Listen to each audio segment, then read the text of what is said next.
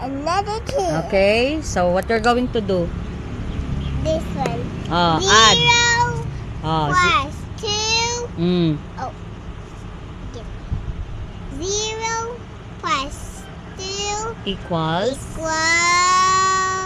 2. Okay, good. Because 2 Next. is 2. Okay, 1 plus 1 is 2. Is So how many boys are there in all? 2. 22. Oh, go. 22.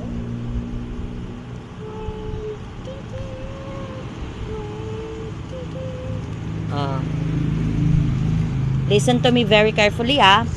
Celia has 7 crayons. 7. I write 7. Okay, write 7. Very good. Dory gives her 9 more crayons. 9.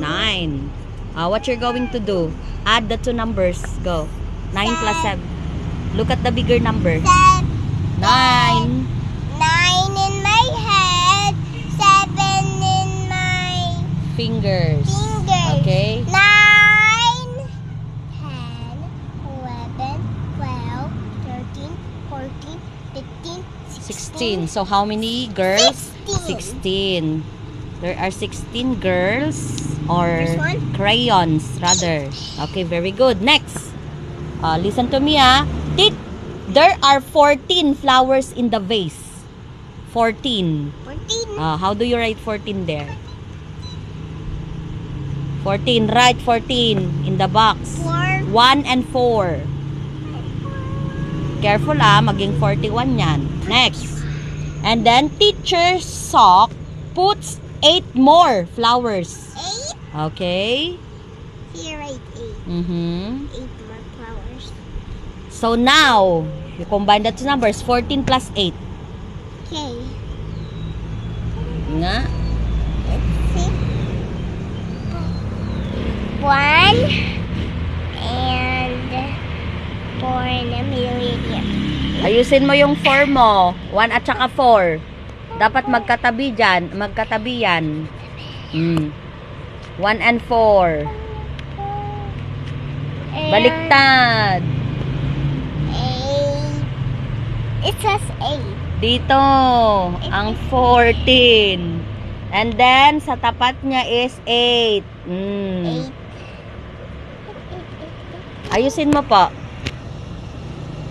14. Oh, yeah. Ano na? 4 plus 8. 8 plus 4. 4 in my mind. Look at the bigger number. 8 in my mind. 8 in my head. 8 in my head. 4 in my fingers. 8, 9, 10, 11, 12. 12. Paano yung 12? Paano yung 12? May carry yan. 2 and 1. 2 and 1. Okay, 2 dito. 2 and then 1 doon sa taas. And 1 dito. Okay. 1 plus 1. 1 plus 1 equals 2. 2. Okay. 2 plus 0. 2. Oh, 2. So the answer is how many flowers? 22. Another 2. Right in the box.